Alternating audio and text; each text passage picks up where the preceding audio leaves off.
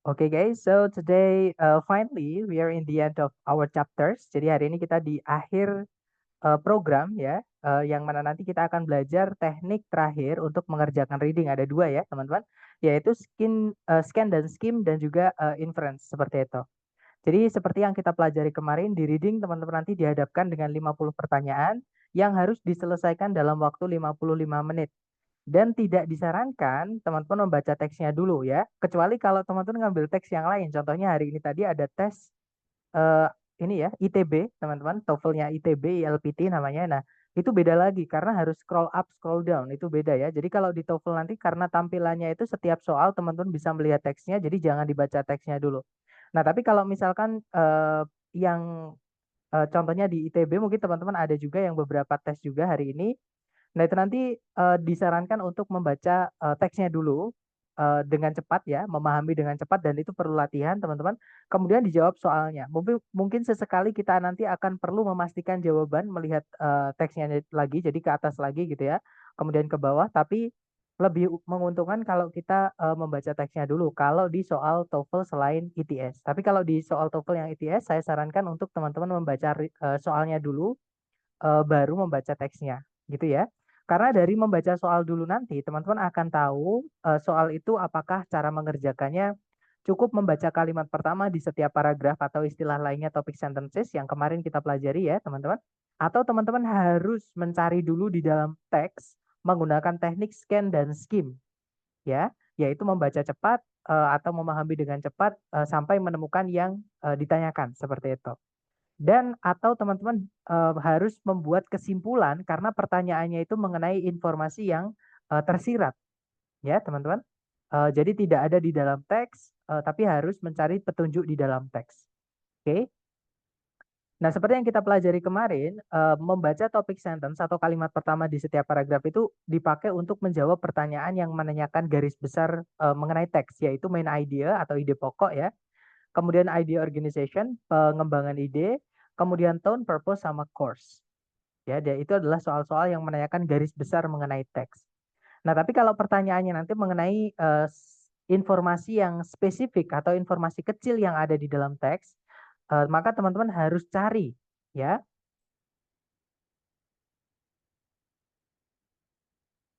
Saya ulangi lagi, teman-teman. Jadi ketika pertanyaannya di reading nanti menanyakan garis besar, maksud saya garis kecil atau apa ya, informasi kecil yang ada di dalam teks, maka teman-teman harus cari karena jawabannya itu bisa saja di kalimat pertama, kalimat di tengah, kalimat terakhir.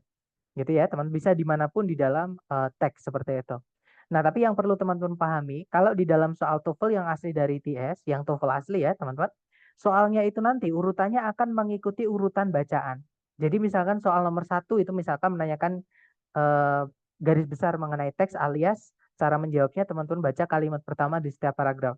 Nah, nanti soal nomor dua itu biasanya nggak jauh-jauh dari kalimat pertama paragraf satu, teman-teman. Jadi dari atas dulu. Nah, semakin soalnya bertambah itu nanti akan ikut alur. Jadi semakin ke bawah juga di dalam teks jawabannya. Gitu ya. Jadi akan lebih mudah teman-teman ketika mengerjakan sambil membaca soalnya dulu baru ke teksnya seperti itu. Nah, kita bahas teman-teman jenis soal apa aja yang saya maksud dengan soal yang menanyakan specific information atau informasi kecil yang ada di dalam teks gitu ya. Jadi untuk jenis soal pertama yang cara mengerjakannya teman-teman harus scan dan skim menggunakan teknik membaca cepat ya sampai menemukan yang ditanyakan itu adalah pertanyaan mengenai locate information. Jadi di soal TOEFL terutama yang PBT ya, yang apa namanya, yang teman-teman datang ke lokasi tes, kemudian dikasih kertas, menjawabnya di kertas. Nah itu biasanya soal ini keluar teman-teman. Oke. Nah locate information ini teman-teman nanti diminta untuk mencari di baris keberapa si penulis itu membahas atau menyebutkan suatu istilah, gitu ya. Nah contohnya adalah, nah ini ya teman-teman soalnya berbunyi, di manakah di dalam teks penulis itu membahas komposisi atau kandungan dari meteor. Nah, kata kunci teman-teman di soal yang perlu teman-teman cari di dalam teks adalah komposisi atau kandungan dari meteor. Nah, itu kalau kita scan dari depan ke belakang atau membaca cepat dengan gerak mata ya, teman-teman. Atau kalau karena kita belajar kita artikan dengan cepat nggak apa-apa. Di situ artinya meteor crater atau sebuah kawah besar kira-kira 40 mil timurnya Flagstaff, Arizona, itu secara umum diperkirakan. oleh para ilmuwan telah terbentuk sebagai akibat dari tabrakan meteor yang berbobot 60.000 ton sekitar 50.000 tahun yang lalu. Nah, tadi nggak ada ya, teman-teman. Maka kita lanjutkan. Meteor tersebut yang terbuat dari nikel dan besi. Nah, berarti ini ya yang ngomongin kandungan dari nikel dan besi, teman-teman. Nah, kalau sudah ketemu, teman-teman lihat baris keberapa dia. Nah, biasanya di soal itu teman-teman akan dipermudah dengan tanda ini ya. Jadi ini line kelima itu berarti di sini. Jadi setiap 5 line atau setiap 5 baris itu dikasih tanda supaya memudahkan teman-teman untuk menghitung barisnya, gitu ya. Nah, ini line ke-10, teman-teman. Nanti kalau ada line 15 ya line 15, line 20 dan seterusnya. Gitu ya. Nah, terus kita hitung karena dia terletak di atasnya line 5, berarti dia masuk ke dalam line 4, teman-teman. Kita cari pilihan A, B, C, D yang ada menyebutkan line 4. Nah, jadi jawabannya adalah yang Bravo ya. Kandungan dari meteor itu disebutkan di line ke-4, yaitu nikel dan besi. Seperti itu. Dan di sini vocab teman-teman sangat menentukan karena kadang di soal itu tulisannya dengan yang di teks itu tulisannya beda tapi artinya atau maksudnya itu sama, teman-teman. Contohnya composition itu kata benda ya, komposisi atau kandungan. Made of itu adalah kata kerjanya. Ini verb tiganya, teman-teman. Yang dibuat dari atau yang terdiri dari, gitu ya. Jadi memang di sini vocab memang perlu seperti itu. Lanjut ke jenis soal kedua, yaitu pronoun referent atau rujukan kata ganti. Jadi kata ganti di dalam teks itu biasanya akan dipertanyakan. Jadi kata ganti itu merujuk ke kata benda apa. Karena fungsinya kata ganti atau pronoun itu adalah menjelaskan benda, teman-teman. Yang sebelumnya biasanya sudah disebutkan ya. Nah, jadi biasanya ditanyakan kalau misalkan ada they. Nah, they itu maksudnya kembalinya ke siapa? Ada he misalnya. Nah, he itu maksudnya siapa? Gitu ya, teman-teman. Nah, untuk contohnya misalnya di situ soalnya berbunyi, the pronoun they di line kelima itu merujuk kepada, nah nanti kalau jenis soal ini teman-teman tidak perlu susah-susah mencari ya, karena ditunjukkan di dalam teks itu di mana letaknya. Nah, biasanya ditebelin seperti ini ya. Nah, di situ they masuk ke line 5. Nah, karena kata ganti itu menggantikan kata benda yang sebelumnya sudah disebutkan, teman-teman. Maka teman-teman baca kata ganti ini. Teman-teman baca dari subjek predikat sebelum kata ganti itu disebutkan. Ya, jadi dibaca kalimat sebelumnya. Di situ kalimat sebelumnya berbunyi, in order to survive, jadi untuk bertahan hidup, tanaman-tanaman ini telah mengembangkan mekanisme untuk menjebak serangga di dalam daun mereka atau bungkus mereka. Nah, mereka memiliki cairan pencernaan untuk mendapatkan nitrogen yang dibutuhkan dari serangga-serangga yang dijebak tadi. Nah, berarti they ini teman-teman yang menjebak serangga tadi ya, otomatis jawabannya berarti these plants. Nah, berarti jawabannya adalah yang Bravo. Seperti itu. Jadi dibaca mulai subjek predikat sebelum kata ganti itu ditanyakan. Gitu ya, untuk memahami kata ganti itu menggantikan kata benda apa. Lanjut teman-teman. Ke jenis soal ketiga yang cara mengerjakannya teman-teman juga menggunakan scan dan skim atau mencari dulu di dalam teks letaknya di mana gitu ya. Yaitu soal mengenai stated dan unstated details atau informasi tertentu, informasi khusus yang kalau stated itu berarti ada di dalam soal atau di dalam teks teman-teman jawabannya. Nah, kalau yang unstated jawabannya nggak ada di dalam teks. Atau teman-teman disuruh memilih di antara A, B, C, D di pilihan ganda yang nggak ada di dalam teks mengenai kata kunci yang ditanyakan apa. Ya. Nah, kita bahas dulu yang stated, teman-teman. Jadi yang stated itu adalah informasi yang memang tertulis ada di dalam teks. Gitu ya, tentang kata kunci yang ditanyakan. Di situ soalnya berbunyi, the text menyatakan bahwa Jamestown. Nah, kata kunci teman-teman di sini yang perlu dicari adalah mengenai Jamestown.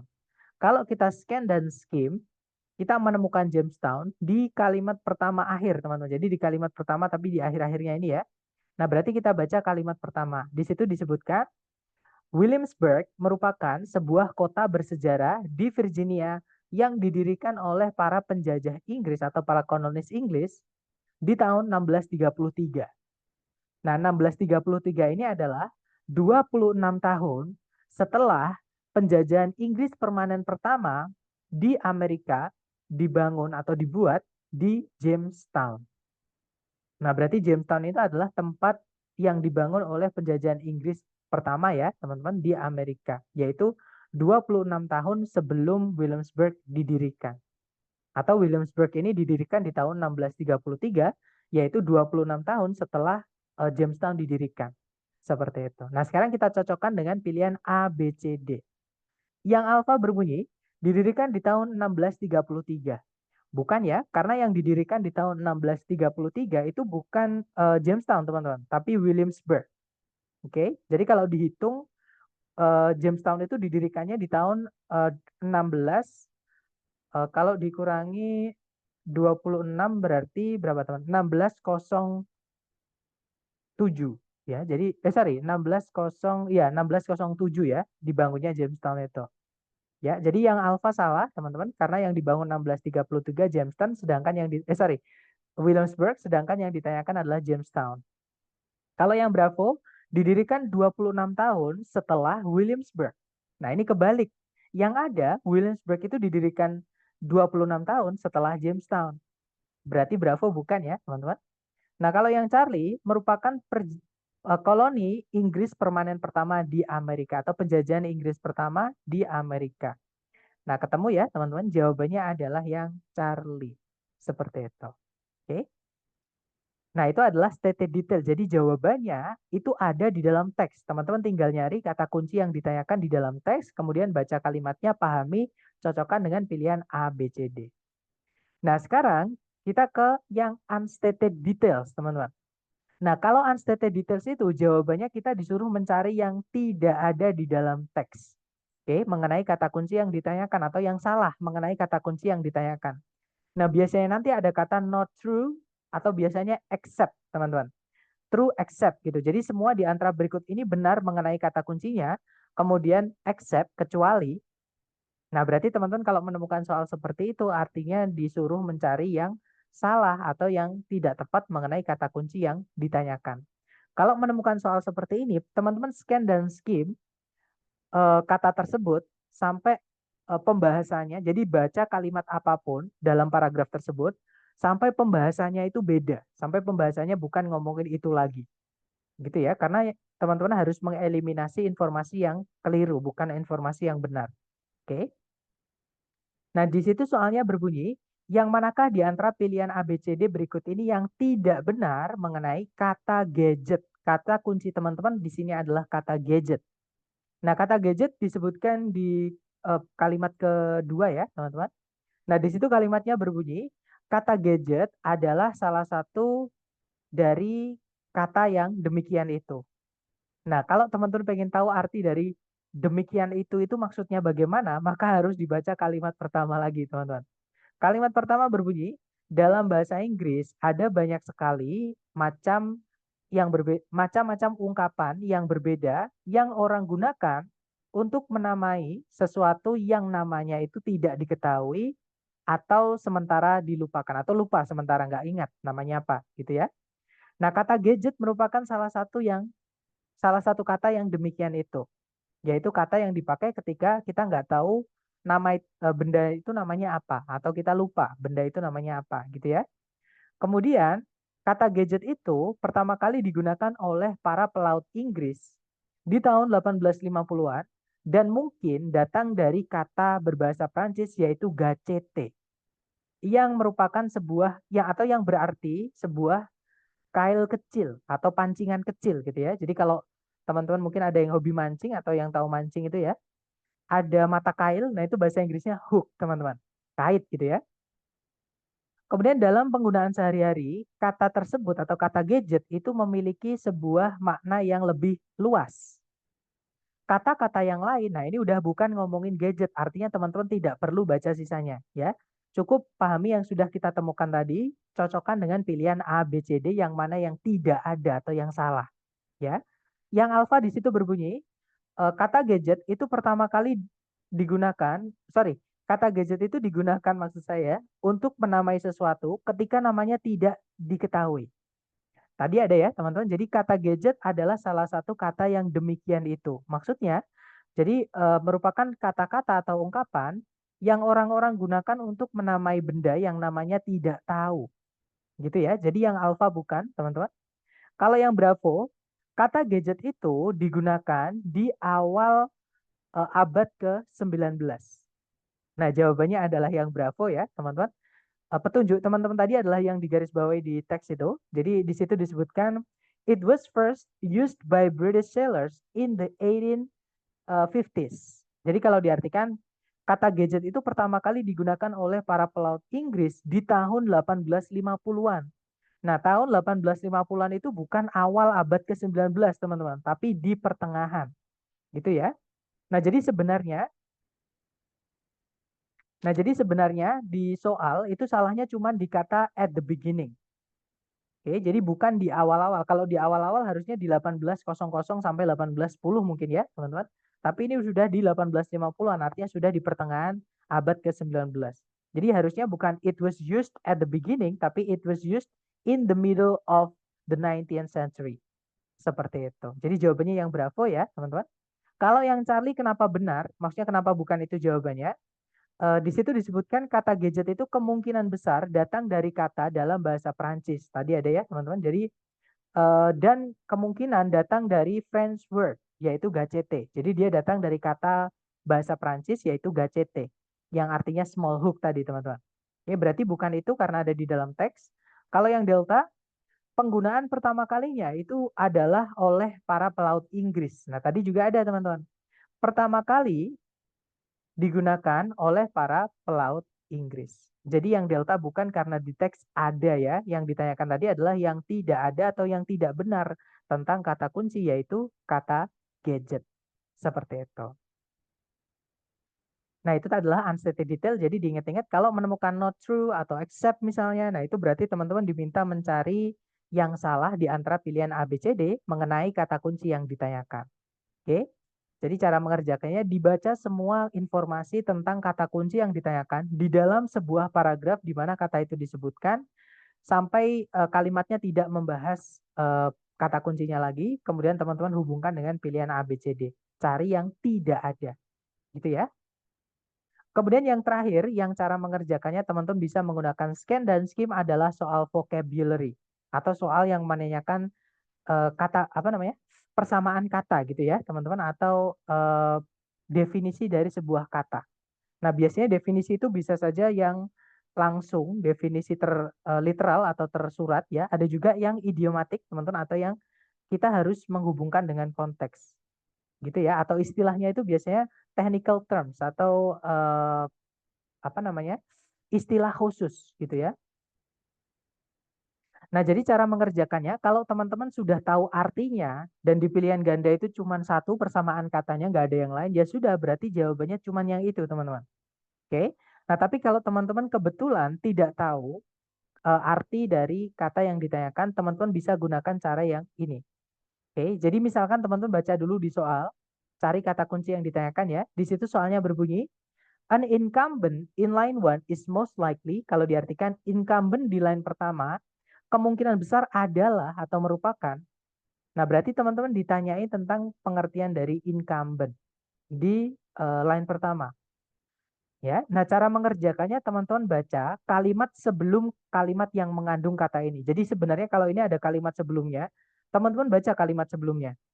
Oke, karena biasanya kata itu, kata yang simple ini, itu adalah memendekkan atau menyederhanakan penjelasan panjang sebelumnya. Oke, jadi biasanya dia adalah pemendekan dari penjelasan panjang sebelumnya. Nah, tapi kadang penjelasan pendek ini juga dijelaskan di kalimat setelahnya, teman-teman. Jadi baca kalimat sebelumnya, kalimat yang mengandung kata tersebut, dan kalimat setelahnya. Karena kita tidak bisa memprediksi kata yang ditanyakan itu sinonimnya atau penjelasannya apakah di sebelumnya ataukah di setelahnya. Walaupun paling sering di setelahnya ya, teman-teman. Jadi teman-teman baca kalimat yang sebelumnya yang mengandung kata tersebut dan kalimat setelahnya. Pahami konteks, hubungkan dengan pilihan A, B, C, D seperti itu. Nah, di situ di situ kalimat pertama berbunyi, dalam sebuah pemilihan pemerintahan, incumbent umumnya memiliki keuntungan yang kuat atas pendatang baru. Nah, di sini incumbent dilawankan atau di apa ya, teman-teman? Dibandingkan dengan pendatang baru. Berarti dia lawan kata dari pendatang baru, teman-teman. Incumbent itu berarti orang lama gitu ya. Nah, di sini disebutkan lagi di di kalimat setelahnya, seseorang yang sudah berada di kursi kekuasaan atau kursi jabatan, kursi kantor gitu ya, maksudnya pemerintahan, Dan oleh karena itu, karena dia sudah pernah menjabat gitu ya, atau sedang menjabat, itu memiliki tingkatan khusus, sorry, tingkatan pengaruh yang khusus atau tingkatan pengaruh tertentu. Eh, itu memiliki kesempatan yang lebih baik untuk terpilih daripada orang yang tidak dikenal oleh para elektorat atau para pemilih seperti itu. Nah, berarti incumbent itu yang di sini dibandingkan dengan newcomer adalah orang yang sudah berada di office atau di kursi kekuasaan, kursi pemerintahan, gitu ya, teman-teman. Nah, berarti jawabannya yang tepat adalah yang delta. Di situ disebutkan a current office holder. Kalau diartikan sebuah pemegang kursi pemerintahan yang saat ini. Seperti itu. Nah, dari keempat jenis soal tadi ya, teman. Sebenarnya lima ya, karena detail saya gabung jadi satu, jadi empat. Mungkin ada yang teman-teman pengen tanyakan dulu sebelum kita ke latihan buat teman-teman. Silahkan kalau ada pertanyaan.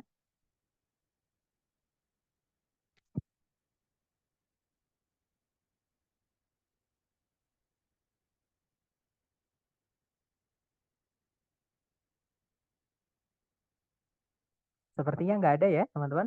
Baik, kalau nggak ada pertanyaan, saya kembali mute. Dan seperti biasa, teman-teman coba dulu. Di sini ada satu soal. Jangan takut salah ya, teman-teman. Waktunya 1 menit, dimulai dari sekarang. Silakan.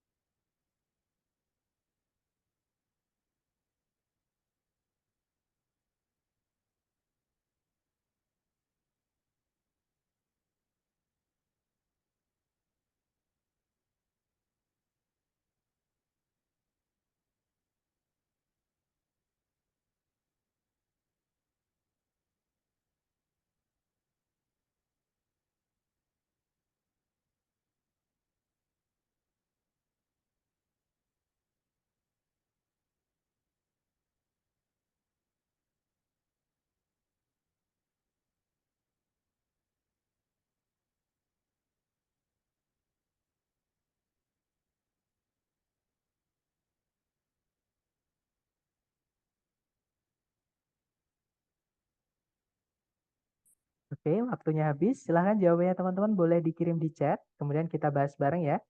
Baik, ada jawaban alfa. Mari kita cek bersama. Di situ soalnya berbunyi, di manakah di dalam teks penulis itu menamai atau menyebutkan nama dari atau apa ya teman-teman, memberikan sebutan gitu ya. Nama di sini maksudnya istilah atau sebutan dari gajah betina tertua di dalam kawanan gajah. Nah, kalau kita scan dan skim teman-teman, penulis itu menyebutkan nama dari gajah tertua itu adalah matriark. Jadi di situ di kalimatnya disebutkan gajah itu menampilkan dinamika sosial yang sangat menakjubkan. Yang apa ya teman-teman, fostering itu menunjukkan gitu ya, menunjukkan satuan-satuan keluarga yang kohesif atau utuh yang mengelilingi atau yang mengikuti maksudnya gitu ya panduan dari seorang atau seekor matriark.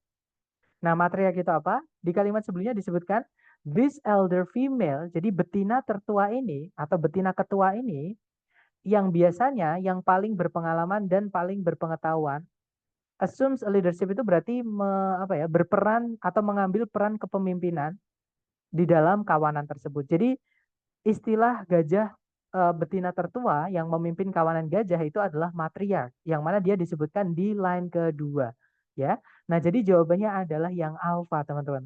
Line 2. Seperti itu. Gitu ya. Lanjut lagi ke nomor berikutnya, teman-teman. Silahkan dicoba dulu 1 menit dimulai dari sekarang. Silahkan.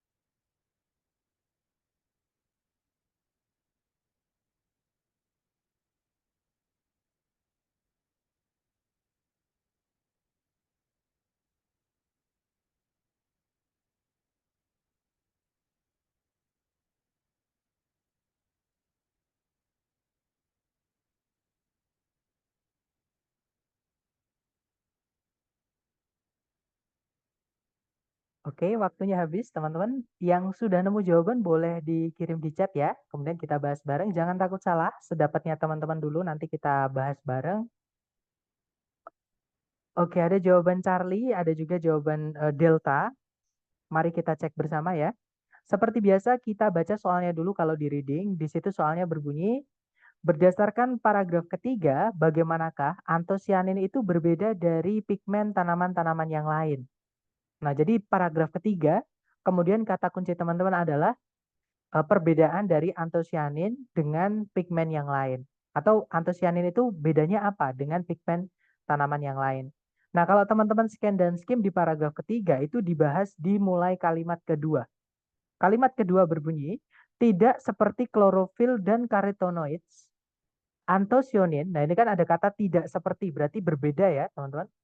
Antosianin itu biasanya tidak diproduksi hingga akhir musim pertumbuhan atau musim apa ya, growing season itu musim tumbuh gitu ya teman-teman. Nah sekarang kita hubungkan dengan pilihan A, B, C, D. Jadi gini teman-teman, kalau antosianin itu diproduksinya berarti kan di akhir musim tumbuh. Karena dia tidak diproduksi hingga atau sampai akhir tumbuh tiba. Jadi akhir musim tumbuh baru dia diproduksi antosianin ya. Berarti kalau klorofil sama karotenoid itu di awal musim tumbuh itu sudah ada, gitu ya. Nah, berarti kalau kita cocokkan dengan pilihan A, B, C, D, jawaban yang paling tepat adalah yang delta, teman-teman. Itu disebutkan anthocyanins are not present in leaves during the early part of the growing season. Kalau diartikan anthocyanin itu tidak ada di daun selama bagian awal dari musim tumbuh. Karena dia baru diproduksi setelah akhir-akhir musim tumbuh. Gitu ya. Nah, berarti jawabannya adalah yang delta, teman-teman. Ini termasuk ke dalam soal yang menanyakan stated detail atau detail yang ada di dalam teks. Jadi jawabannya memang ada di dalam teks, teman-teman. Oke. Lanjut lagi ke nomor berikutnya, teman-teman. Silakan dicoba dulu. 1 menit dimulai dari sekarang. Silakan.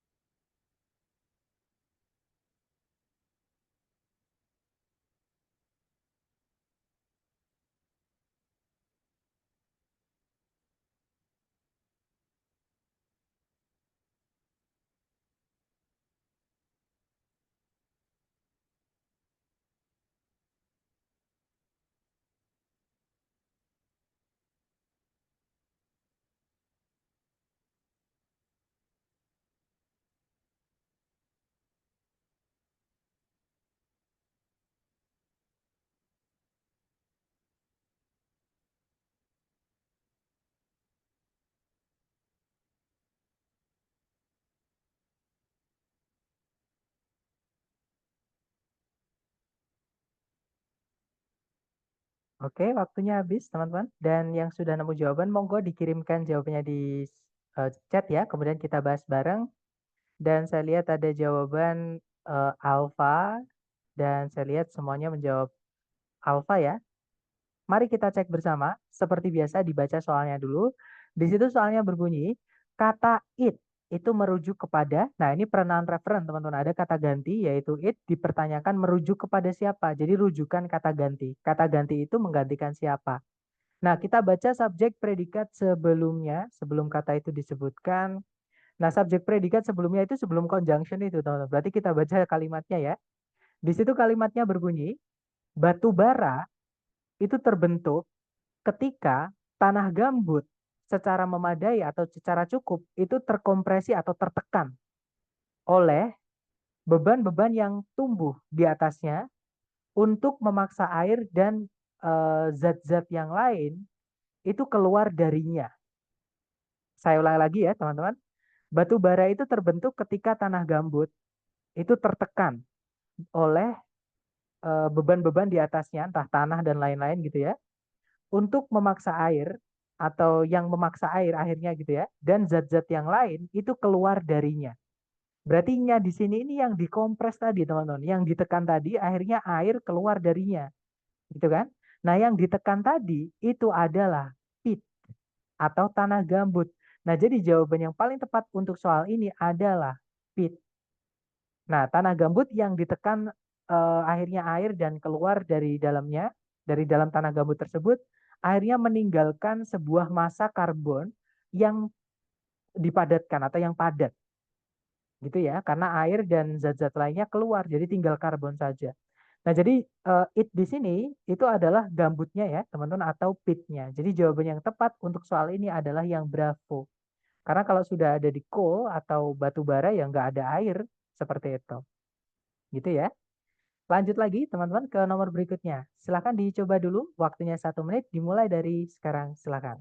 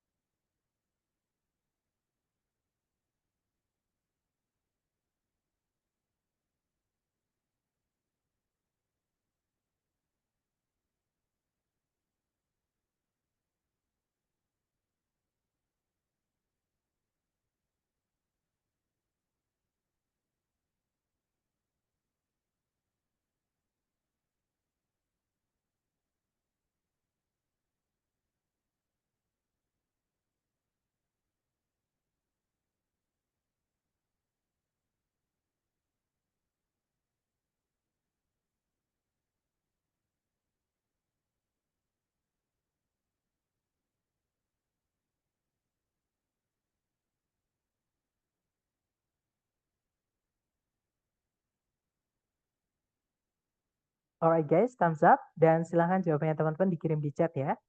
Baik, ada jawaban delta dan saya lihat semuanya menjawab delta. Mari kita cek bersama teman-teman. Di situ pertanyaannya adalah the word migration is closest in meaning to.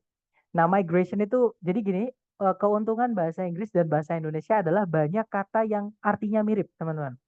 Contohnya migration ini, itu kalau dalam bahasa Indonesia kan itu adalah artinya migrasi. Nah, migrasi sendiri artinya adalah perpindahan seseorang dari satu tempat ke tempat lain. Gitu ya. Jadi pengertian migration atau perpindahan tadi itu adalah yang delta, yaitu movement. Betul sekali teman-teman. Jadi tanpa membaca teksnya, kalau teman-teman sudah tahu artinya, tinggal cocokkan dengan pilihan A, B, C, D. Kalau sinonimnya cuma satu, ya sudah berarti nggak ada jawaban yang lain. Pasti jawabannya itu. Itu ya, jawabannya delta, teman-teman. Lanjut ke number 5, silakan. 1 menit dimulai dari sekarang, silakan teman-teman.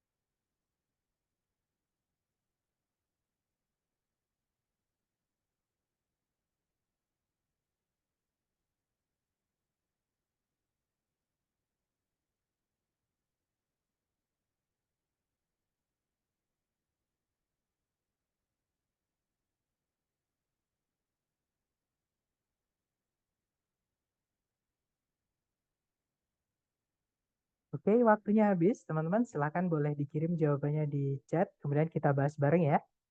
Di situ soalnya, sorry, jawabannya teman-teman adalah Charlie. Mari kita cek bersama. Di situ soalnya berbunyi, berdasarkan paragraf kedua, berarti paragraf terakhir ya, Country Life Movement atau gerakan Country Life itu menekankan reformasi-reformasi pendidikan karena semua alasan-alasan di bawah ini atau berikut ini. Kecuali. Jadi teman-teman disuruh mencari pilihan A, B, C, D yang salah. Jadi yang 3 benar, yang 1 salah. Disuruh nyari yang salah, teman-teman. Mengenai apa? Mengenai alasan kenapa Country Life Movement itu menekankan pada reformasi pendidikan. Nah, kalau kita scan dan skim di paragraf kedua, teman-teman, emphasize itu disebutkan di sini ya, concentrated, kemudian educational reforms itu ada kata education. Jadi mereka di sini maksudnya adalah country life reformers atau para reformer country life gitu ya. Itu berkonsentrasi pada pendidikan, Nah, di sini disebutkan yang penting dalam upaya untuk mereformasi kehidupan desa akan atau atas beberapa alasan. Pertama, nah ini ada alasan pertama, teman-teman. Alasan pertama adalah karena hampir semua orang-orang desa itu memiliki anak-anak kecil yang umurannya adalah umur-umur sekolah. Sekolah itu merupakan institusi sosial yang penting atau yang berpengaruh besar dalam pedesaan Amerika atau Amerika tingkat pedesaan. Kemudian alasan kedua, sekolah-sekolah itu berurusan atau berapa ya teman-teman, berhubungan dengan anak-anak yang lebih bisa beradaptasi atau apa ya, mempelajari tentang perubahan-perubahan. Karena zaman itu kan berubah-berubah ya teman-teman. Dan mungkin yang paling cepat itu yang kita rasakan seperti itu. Nah, jadi orang anak-anak yang masih kecil itu masih bisa beradaptasi atau masih masih memungkinkan untuk belajar gitu ya. Daripada orang-orang yang sudah dewasa, mungkin karena sudah fokus karena mungkin yang ibu-ibu mungkin ya teman-teman kalau nggak ke karir ya ke rumah tangga, sedangkan yang bapak-bapak ya biasanya ke karir gitu. Jadi nggak punya waktu untuk mempelajari perubahan-perubahan yang ada di bumi gitu ya. Nah, to truly endure, jadi untuk benar-benar endure di sini sebenarnya artinya adalah menahan ya, tapi di sini konteksnya dia untuk benar-benar eksis gitu teman-teman, supaya tetap desa itu ada, tetap hidup gitu ya. Perubahan-perubahan dalam masyarakat desa itu harus berawal dari anak-anak. Jadi dimulainya dari anak-anak pada waktu itu. Kemudian yang terakhir, alasan ketiga atau alasan terakhir, karena mereka itu memberikan uang atau mengalokasikan uang dan membuat kurikulum dan juga standar instruksional untuk mengajar belajar mengajar ya. Pemerintah pemerintah apa ya? State itu bahasa Indonesianya pemerintah negara bagian gitu ya, teman-teman. Itu bisa mempengaruhi sekolah atau mengatur sekolah sebagaimana mereka itu tidak bisa mengatur institusi-institusi yang lain. Nah, makanya para reformer itu menuntut pemerintah untuk memaksimalkan reformasi pendidikan gitu ya. Nah, sekarang kita cek ABCD, teman-teman, yang mana yang tidak disebutkan dari ketiga tadi. Yang alfa disebutkan sekolah itu memainkan peran penting dalam kehidupan sosial pedesaan. Tadi ada ya, teman-teman, di situ disebutkan schools were influential. Influential itu artinya berpengaruh atau penting gitu ya. Uh, social institution. Jadi merupakan institusi sosial yang penting atau yang berpengaruh di desa. Oke, berarti yang alfa bukan ya karena dia ada di dalam teks, teman-teman. Kemudian yang Bravo, sekolah itu bisa dengan mudah dipengaruhi oleh state government atau bisa diatur oleh pemerintah negara bagian. Tadi juga ada, teman-teman.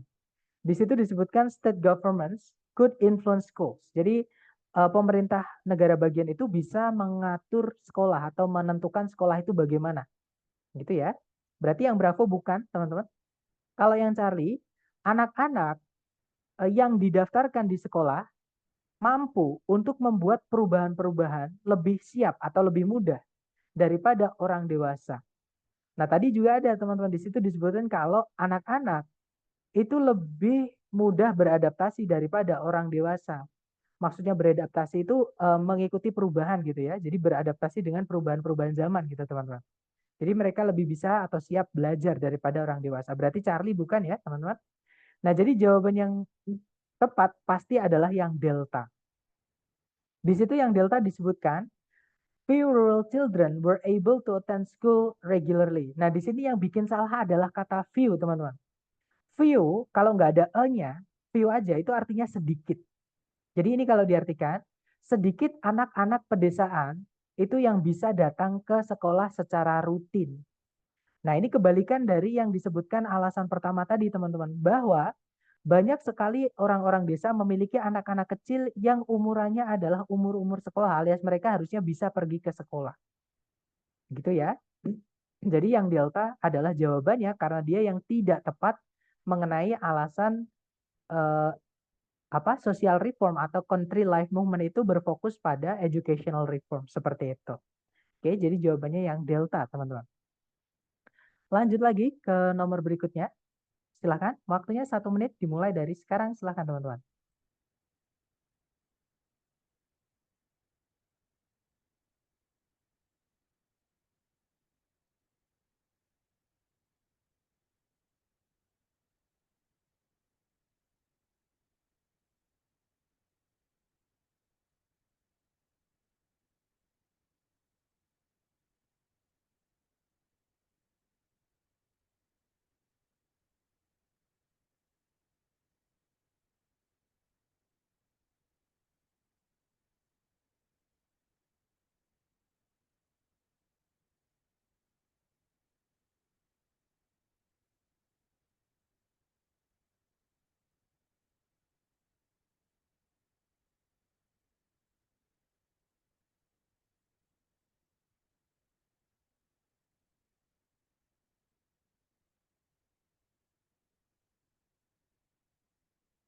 Baik, teman-teman, waktunya habis. Sepertinya belum ada jawaban. Nggak apa-apa, kita bahas bareng kalau gitu. Oke, ada jawaban Bravo. Mari kita cek bersama ya. Di situ soalnya berbunyi, berdasarkan paragraf kedua, berarti paragraf terakhir, kenapa atau mengapa gereja itu berbeda dari institusi-institusi yang lain. Nah, kalau kita scan dan skim, teman-teman, gereja itu disebutkan di kalimat terakhir. Yang mana kalimatnya berbunyi, gereja, by contrast itu kebalikannya gitu ya. Jadi gereja kebalikannya itu merupakan, itu juga penting bagi orang-orang pedesaan. Namun, gereja itu self-directed. Self-directed itu berarti diatur atau diarahkan oleh gereja itu sendiri, pihak gereja, teman. Nggak boleh dari luar pihak, dari luar mengikut-ikut mengatur gereja itu nggak boleh, gitu ya. Dan tidak bisa dengan mudah dipengaruhi oleh pihak dari luar, termasuk pemerintah, gitu ya, teman-teman. Nah, kita cek ABCD, teman-teman. Yang alfa di situ berbunyi, gereja itu penting dalam pendidikan anak-anak. Bukan ya, nggak ada hubungannya di situ tadi, teman-teman. Alasannya hanya karena pengaruhnya, apakah bisa dipengaruhi atau tidak dari luar gitu ya. Kalau yang Bravo, gereja itu bukanlah institusi yang penting di area-area pedesaan. Bukan ya, teman-teman, karena di situ disebutkan gereja di sisi lain merupakan, itu juga penting. Jadi dia itu juga penting bagi orang-orang desa, teman-teman. Oke, jadi yang Bravo bukan. Kalau yang Charlie, gereja itu lebih independen. Independen itu tidak bergantung pada siapapun alias self-directed tadi. Nah, berarti jawabannya adalah yang Charlie ya, teman-teman, bahwa gereja itu lebih independen atau lebih lebih apa ya, lebih tidak terikat gitu, teman-teman. Jadi lebih merdeka, lebih bebas daripada institusi-institusi desa yang lain. Contohnya sekolah tadi yang mana diatur oleh pemerintah karena yang mendanai pemerintah, teman-teman. Seperti itu. Jadi jawabannya yang Charlie ya, yang benar mengenai gereja eh, dari paragraf kedua ini seperti itu. Nah, itu tadi adalah jenis soal yang cara mengerjakannya teman-teman harus scan dan skim ya. Ada 4 tadi, sebenarnya 5 teman-teman, tapi detail karena ada 2 jadi dijadikan satu. Ada yang detail di soal ada jawabannya, ada yang detail teman-teman disuruh mencari yang tidak ada di dalam soal, yang ada except, kecuali, atau yang ada not true. Biasanya seperti itu. Nah, sekarang kita ke teknik terakhir, teman-teman. Teknik ketiga mengerjakan beberapa jenis soal reading, yaitu making inferences. Nah, making inferences sendiri maksudnya adalah teman-teman nanti diminta untuk membuat kesimpulan atau kemungkinan berdasarkan petunjuk yang ada di dalam teks. Jadi jawabannya itu nggak ada di dalam teks secara langsung atau tidak tersurat, teman-teman. Ya, jadi teknik ini teman-teman gunakan ketika soalnya itu tersirat atau menanyakan informasi yang memang di dalam teks tidak ada jawabannya. Nah, ada 2 jenis soal yang cara mengerjakannya adalah inference ini ya, teman-teman. Yaitu inference itu sendiri atau teman-teman diminta untuk menyimpulkan berdasarkan satu kata kunci yang ada di dalam teks. Nah, biasanya yang disimpulkan ini yang nggak nyambung dengan topik ya, teman-teman. Tapi biasanya juga nyambung. Contohnya seperti ini. Di situ soalnya berbunyi, yang manakah di antara A, B, C, D berikut ini yang mungkin bukanlah kata dalam bahasa Hawaii. Nah, ada kata mungkin, teman-teman. Si pembuat soal aja bilang mungkin. Artinya dia sendiri juga tidak yakin A, B, C, D yang mana yang bukan kata dalam bahasa Hawaii.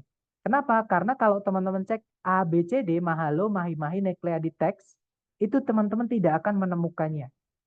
Gitu ya. Nah, tapi di teks ada petunjuk, teman-teman. Caranya membuat kata dalam bahasa Hawaii atau syarat menggunakan kata dalam bahasa Hawaii itu bagaimana. Itu kalau kita scan dan skim dibahasnya di paragraf pertama. Sorry teman-teman, kepencet ya. Nah, paragraf pertama berbunyi, bahasa Hawaii merupakan sebuah bahasa yang merdu, di mana semua kata itu didapat dari susunan alfabet atau huruf yang hanya terdiri dari 12 huruf saja. Jadi alfabet mereka itu cuma punya 12 huruf, teman-teman, yaitu 5 huruf vokal A, I, U, E, O, dan 7 huruf konsonan, yaitu H, K, L, M, N, P, dan W atau W. Gitu ya. Nah, setiap suku kata dalam bahasa Hawaii itu berakhiran dengan huruf vokal. Nah, suku kata itu setiap pembacaan, teman-teman. Misalkan gini, kita bilang bagus. Bagus itu 2 suku kata, ya, yaitu ba dan gus. Jadi satu kata itu kadang memiliki beberapa suku kata, gitu ya.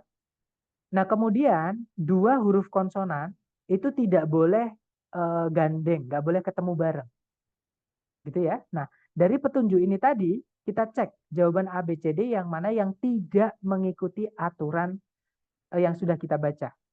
Yang alfa, di situ ada kata mahalo. Mahalo itu 3 suku kata, teman-teman, yaitu ma, kemudian ha, kemudian lo. Setiap suku kata harus berakhiran dengan vokal dalam bahasa Hawaii tadi ya. Nah, ketiga suku kata tadi itu berakhiran dengan huruf vokal, yaitu A, dan O, teman-teman. Itu ya. Nah, berarti dia mengikuti aturan pertama. Aturan kedua, huruf konsonan tidak boleh gandeng, jadi harus dipisah. Di situ huruf konsonannya adalah M, H, sama huruf, sorry teman-teman, sama huruf L gitu ya. Yang mana M, H, dan L ini tidak gandeng, dia dipisah dengan huruf A. Oke, nah berarti yang alfa ini mengikuti aturan bahasa Hawaii. Berarti bukan jawabannya ya, karena yang ditanyakan adalah yang mungkin bukan kata dalam bahasa Hawaii, jadi yang tidak mengikuti. Nah, kalau teman-teman cek Bravo sama Delta itu juga mengikuti aturan bahasa Hawaii. Nah, di sini jawabannya adalah yang Charlie ya, yang bukan kata dalam bahasa Hawaii adalah Meklea. Kenapa? Karena di situ ada huruf K dan huruf L yang ketemu gandeng, teman-teman. Nah, K sama L itu termasuk huruf konsonan, sedangkan dalam bahasa Hawaii, huruf konsonan itu tidak boleh muncul bersamaan atau tidak boleh gandeng. Gitu ya. Nah, jadi jawabannya yang Charlie, teman-teman. Nah, ini yang dimaksud dengan informasi yang tersirat atau yang nggak ada di dalam teks, tapi petunjuknya ada. Jadi makanya teman-teman disuruh membuat kesimpulan atau kemungkinan berdasarkan informasi yang ada di dalam teks. Kata kunci di soal biasanya ada kata mungkin, gitu ya, atau bisa disimpulkan. Jadi biasanya ada kata invert, teman-teman. Bisa disimpulkan bahwa it is invert that, gitu ya. Nah, lanjut ke jenis soal kedua yang cara mengerjakannya juga teman-teman harus membuat kemungkinan atau nebak gitu ya, yaitu soal transisi. Nah, sebelumnya transisi ini sebenarnya adalah perpindahan paragraf, teman-teman. Perpindahan paragraf itu jadi gini, paragraf 1 dan paragraf 2 misalnya ya, itu kan topiknya beda gitu ya, teman-teman, atau pembahasannya sudah berubah. Nah, tapi perubahan pembahasan itu tidak boleh tiba-tiba. Jadi harus ada penyambungnya atau jembatannya. Nah, jembatan itu yang disebut dengan transisi ini. Gitu ya, supaya bacaan atau ketika pembacanya membaca teks tersebut, itu bisa kohesi dan koheren. Jadi satu kesatuan, teman-teman. Nah, kalimat yang menjembatani tadi, itulah yang disebut dengan transisi atau transition. Seperti itu. Nah, teksnya memang belum saya keluarkan, misalnya ya. Jadi memang belum ada teksnya. Dan jadi transisi itu misalnya ya, teman-teman. Nah, ini baru saya keluarkan. Misalkan kalimat pertama dan kalimat kedua, transisinya itu adalah yang paling dekat. Nah, kalau di paragraf pertama, transisinya itu ada di kalimat terakhir. Jadi yang paling dekat dengan paragraf yang setelahnya atau sebelumnya gitu ya. Jadi paragraf kedua itu paling dekat dengan kalimat terakhir paragraf satu. Atau di kalimat pertama paragraf kedua, itu yang disebut dengan transisi. Yang menjembatani paragraf ini dan paragraf ini. Gitu ya teman-teman. Nah, transisi ini, kalimat jembatan tadi, teman-teman, itu bisa teman-teman gunakan untuk menjawab soal yang teman-teman diminta untuk menebak paragraf. Jadi di reading itu teman-teman kadang disuruh nebak kira-kira kalau di sebelumnya teks ini kita masukkan paragraf atau kira-kira setelahnya teks ini kita masukkan paragraf, itu nanti membahas tentang apa. Nah, supaya tidak tiba-tiba berubah topik, teman-teman, teman-teman baca dari kalimat, maksudnya teman-teman baca kalimat yang paling dekat atau transisinya tadi. Kalau yang ditanyakan adalah paragraf sebelumnya teks, maka teman-teman baca kalimat paling atas atau kalimat pertama. Kalau yang ditanyakan paragraf setelahnya teks atau di akhir-akhir ya, maka teman-teman baca kalimat terakhir. Di situ nanti teman-teman akan menemukan topik apa yang kira-kira akan dibahas lanjutannya. Kalau di kalimat terakhir ya. Atau kalau misalkan di paragraf pertama misalnya soal ini teman-teman, di situ soalnya berbunyi paragraf preceding, preceding itu artinya adalah yang mendahului. Jadi paragraf sebelum teks ini kemungkinan membahas tentang apa. Jadi kalau misalkan sebelumnya teks ini kita masukkan paragraf, itu membahas tentang apa. Nah, kita baca transisinya teman-teman, yaitu kalimat yang paling dekat, yaitu kalimat pertama. Oke. Nah, di situ kalimat pertama berbunyi, mitos yang lain mengenai lautan itu membahas tentang Davy Jones. Nah, tiba-tiba ada kata mitos yang lain mengenai lautan membahas Davy Jones. Berarti paragraf sebelumnya ini juga ngomongin tentang mitos-mitos di laut, teman-teman. Tapi bukan tentang Davy Jones ya, karena Davy Jones itu termasuk yang lain, teman-teman, atau yang berbeda dari yang sebelumnya sudah dibahas di paragraf sebelumnya. Oke. Nah, kalau kita cek jawaban ABCD, yang Alfa sama Bravo salah karena menyebutkan kata Davy Jones. Ya, kalau misalkan Davy Jones itu yang lain, artinya sebelumnya itu tidak dibahas. Oke, teman-teman. Nah, berarti jawabannya di situ adalah yang Charlie ya. Di situ disebutkan a different traditional story from the sea. Kalau diartikan cerita tradisional yang berbeda atau yang lain dari lautan. Seperti itu. Nah, dari kedua contoh soal inference atau teman-teman disuruh membuat tebakan, mungkin ada yang pengen ditanyakan dulu sebelum kita ke latihan buat teman-teman. Silakan.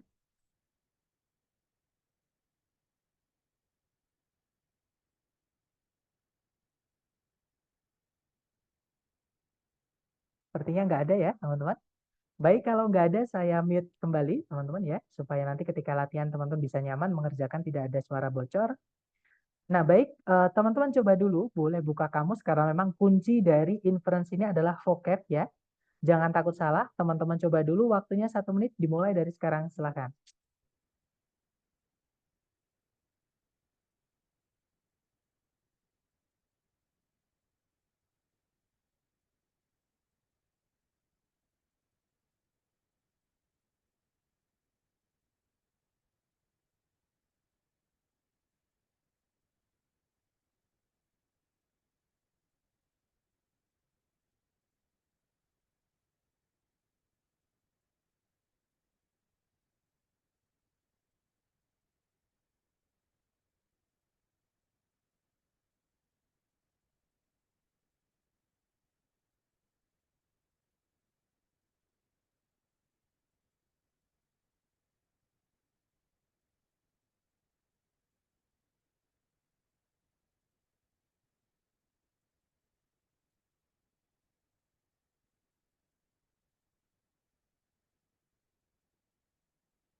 Oke, waktunya sudah habis. Silahkan kalau teman-teman sudah menemukan jawaban, boleh dikirim di chat dulu sedapatnya, salah nggak apa-apa, kita belajar. Kita bahas bareng ya.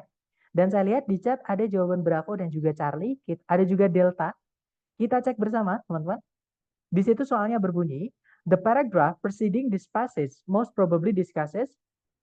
Nah, ini kalau diartikan, paragraf yang mendahului teks ini kemungkinan besar membahas tentang apa. Nah, karena yang ditanyakan adalah yang mendahului teks ini, maka teman-teman baca kalimat transisinya, yaitu kalimat pertama.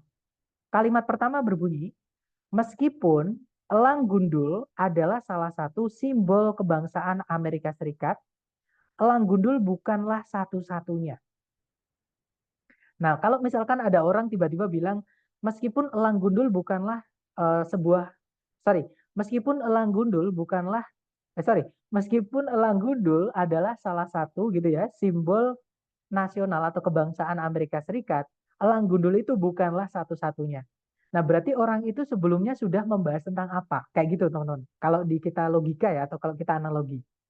Nah, kalau kita cek ABCD yang alfa, perang di tahun 1812. Kan nggak nyambung ya, teman-teman. Maka nanti nggak bisa dipilih yang alfa, karena nanti bacaannya akan tiba-tiba berubah. Gitu ya, tiba-tiba jeglek gitu, teman. Tiba-tiba berubah, jadi dibaca nggak enak. Jadi yang alfa bukan. Kalau yang Bravo, elang gundul yang menjadi simbol Amerika Serikat. Nah, ketemu teman-teman. Jawabannya adalah yang Bravo ya. Nah, di sini dibahas tuh tentang elang gundul sebagai simbol Amerika Serikat. Di paragraf kedua disebutkan, meskipun elang gundul merupakan sebuah simbol kebangsaan dari Amerika Serikat, elang gundul bukan cuma satu-satunya. Bukan cuma elang gundul. Nah, berarti ada lagi simbol yang dibahas di paragraf ini ya.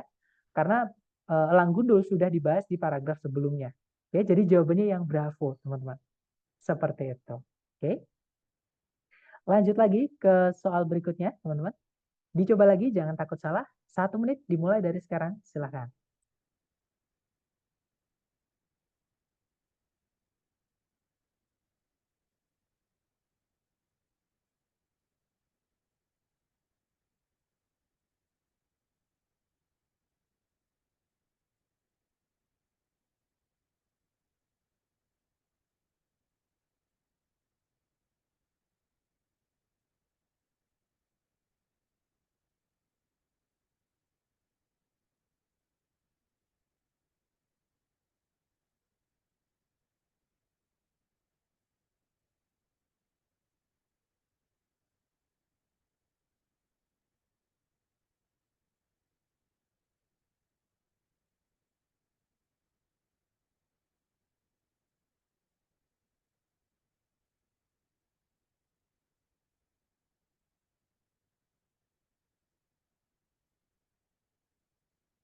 Oke guys, waktunya habis. Silahkan jawabannya dikirim di chat. Sepertinya belum. Oke, sepertinya sudah ada yaitu delta. Saya lihat ada dua jawaban delta. Kita cek bersama teman-teman. Di situ soalnya berbunyi nama dari komposisi Scott Joplin yang paling terkenal atau komposisi apa ya bahasa Indonesia yang enak itu? Kumpulan lagu gitu ya teman-teman atau ciptaannya kumpulan lagu ciptaannya Scott Joplin yang paling terkenal itu kemungkinan datang dari. Nah, ada kata kemungkinan, berarti ini teman-teman disuruh nebak, ya. Nah, kalau kita cek, teman-teman, di dalam soal, komposisi yang paling terkenalnya Scott Joplin itu disebutkan di kalimat terakhir. Di situ disebutkan di sini ya, the most famous of which, maksudnya which di sini kembalinya ke komposisi dari uh, he di sini maksudnya Scott Joplin ya, teman-teman. Nah, jadi di sini di mana nama dinamakan yang paling terkenal itu nama komposisinya adalah Maple Leaf Rag. Nah, teman-teman cari nggak jauh-jauh dari kalimat ini petunjuknya biasanya di kalimat sebelumnya ya yang membahas tentang the Maple Leaf Rag ini atau yang mendekati lah seperti itu supaya jadi petunjuk teman-teman menjawab. Oke. Nah, kalau kita baca teman-teman yang membahas tentang Scott Joplin ini kan di seluruh paragraf ini ya, nggak apa-apa kita baca seluruh paragraf. Di situ berbunyi, bentuk jazz yang paling awal itu adalah ragtime, yaitu lagu yang sangat aktif atau istilahnya adalah rags, yang dimainkan menggunakan piano. Dan yang paling terkenal dari performer atau apa ya, teman-teman, pemain gitu ya, pemain ragtime dan pembuat musik ragtime itu adalah Scott Joplin. Nah, di sini dibahas Scott Joplin, teman-teman. Terlahir di tahun 1868 ke keluarga perbudakan gitu ya di zaman dulu. Scott Joplin itu mencari penghasilan atau mencari pendapatan dari umur yang sangat kecil dengan cara memainkan piano di bars. Bars ini maksudnya bukan penjara ya, teman-teman. Bar ini adalah tempat hiburan malam, kayak tempat mabuk-mabuk atau tempat minum-minum orang sana gitu ya, di sepanjang Sungai Mississippi, gitu ya. Nah, salah satu dari pekerjaan rutinnya adalah di Maple Leaf Club di Sedalia, Missouri. Di sanalah dia mulai menulis komposisinya yang berjumlah 500 itu yang kemudian dia hasilkan atau dia buat menjadi lagu. Yang paling terkenalnya adalah Maple Leaf Rag. Tadi dari Maple Leaf Club. Maple Leaf Club itu apa? Maple Club itu adalah salah satu bar, satu tempat hiburan malam di mana dia bekerja. Gitu ya, teman-teman. Makanya dinamai Maple Leaf Rag karena dia nulisnya di Maple Leaf Club atau klub malam namanya Maple Leaf, teman-teman. Di mana tempat dia bekerja. Nah, jadi jawaban yang paling tepat itu adalah yang alfa. Oke, jadi nama dari salun. Nah, teman-teman hati-hati, salun itu kalau kita cek di kamus yang O-nya 2 ya, itu berbeda artinya dengan salon yang O-nya 1. Jadi kalau salun, nah jadi salun itu adalah a public place where alcoholic drinks were sold and drunk in the Western US in the 19th century. Atau sinonimnya adalah bar atau klub malam gitu ya, diskotik kayak diskotik gitu teman-teman. Jadi tempat minum-minum tapi mungkin nggak ada musiknya gitu. Oke. Nah, musiknya mungkin musik live tadi dari jazz tadi, teman-teman. Nah, jadi kalau kita cek beda dengan salon ya. Kalau salon yang O-nya 1 itu tempat menata rambut, teman-teman. Oke, jadi a place where you can get your hair cut. Itu kalau O-nya 1. Oke, jadi vocab sekali lagi ya di sini sangat membantu seperti itu. Jadi jawabannya yang alpha, teman-teman. Scott Joplin itu mendapatkan inspirasi menamai komposisinya yang paling terkenal yaitu The Maple Leaf Rag karena dia bekerja di Maple Leaf Club di mana dia menulis komposisinya itu. Gitu ya. Jadi jawabannya yang alfa nama dari bar atau salon di mana dia tampil atau bekerja seperti itu. Oke, lanjut lagi ke nomor berikutnya. Silakan 1 menit dimulai dari sekarang. Silakan teman-teman.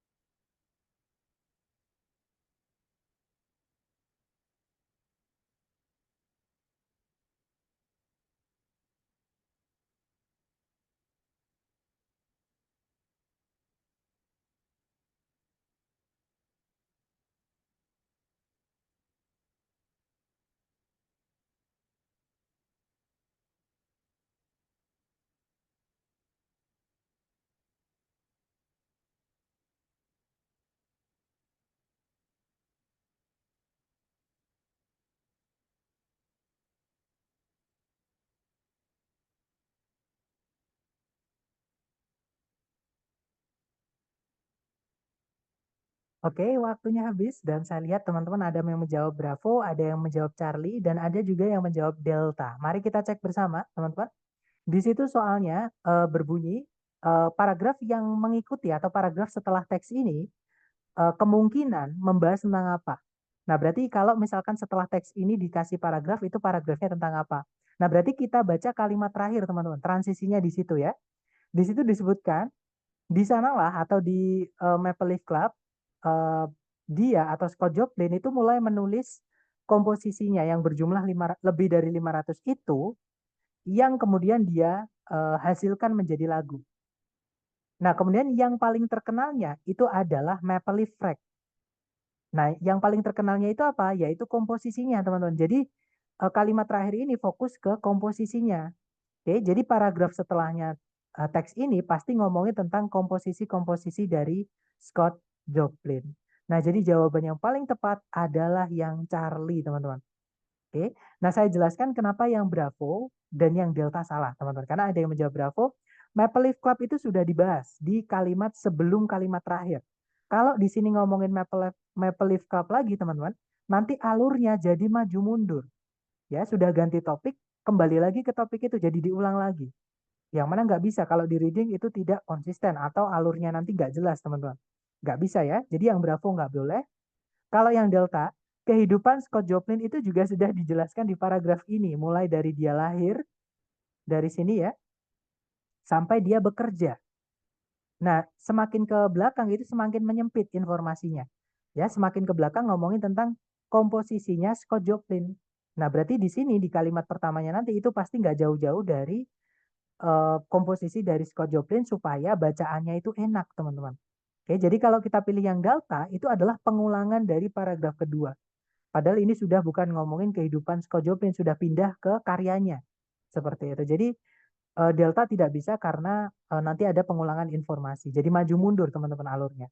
Gitu ya. Jadi jawaban yang paling tepat adalah yang Charlie yang nyambung dengan transisinya atau kalimat terakhir ngomongin tentang komposisi dari karya Scott Joplin. Seperti itu. Oke, lanjut lagi ke informasi berikutnya atau teks berikutnya. Silakan dicoba dulu teman-teman. 1 menit dimulai dari sekarang. Silakan.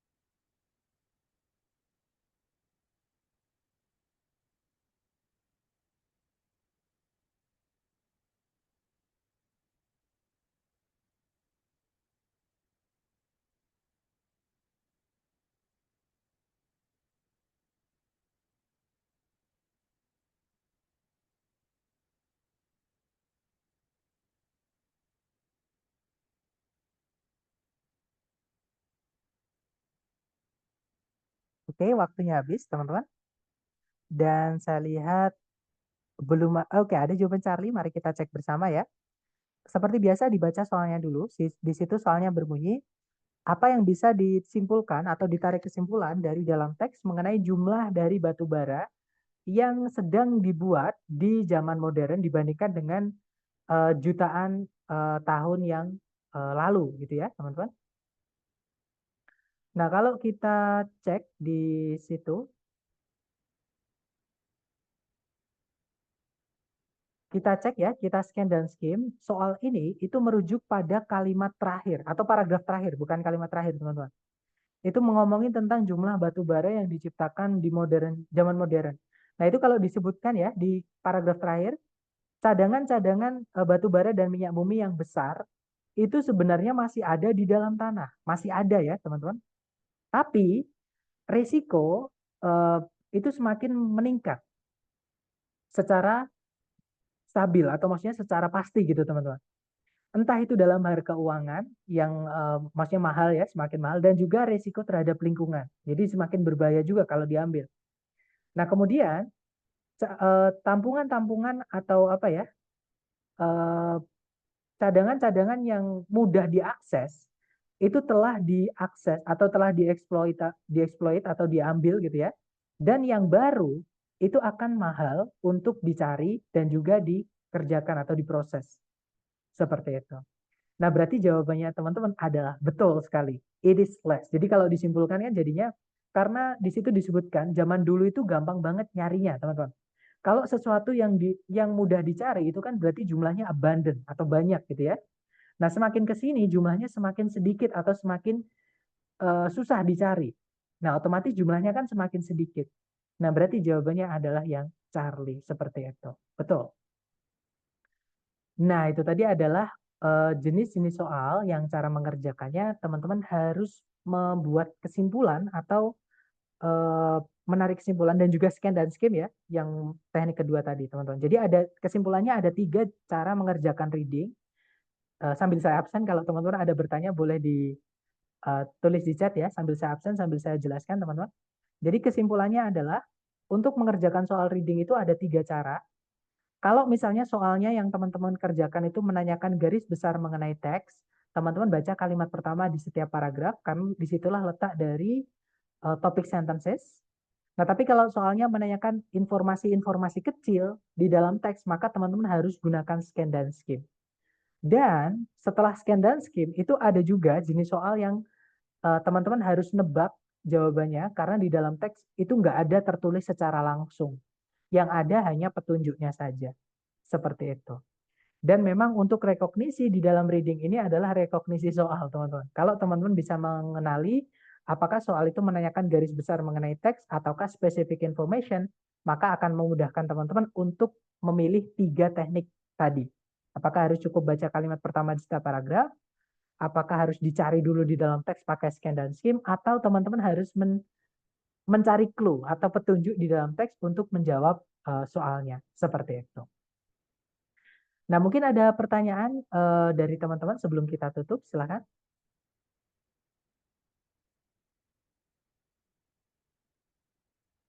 Sepertinya tidak ada ya, teman-teman. Dan karena hari ini hari terakhir, saya mohon maaf kalau ada kurang lebihnya ya. Kalau ada salah kata atau salah tingkah misalnya saya teman-teman, saya mohon maaf sebesar-besarnya. Dan kalau misalkan untuk ada pertanyaan apapun, teman-teman feel free, ask aja atau tanyain aja, gitu ya.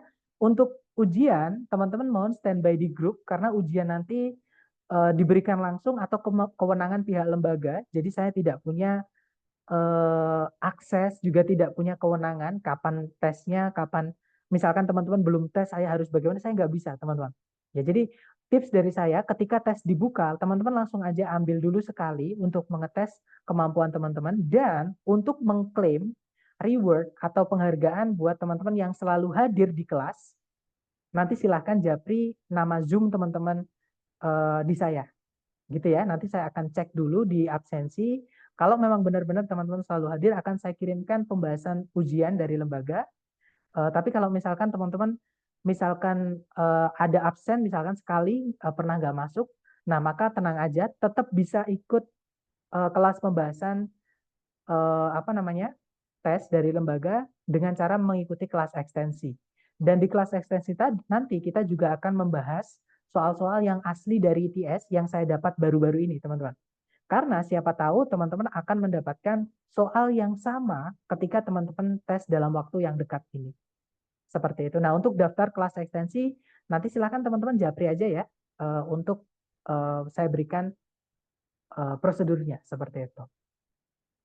Baik, sekali lagi saya mohon maaf kalau ada kurang lebihnya, teman-teman. The last I say, Assalamualaikum warahmatullahi wabarakatuh dan good luck semuanya. Semoga semuanya sukses. Terima kasih. Ya, see you next time.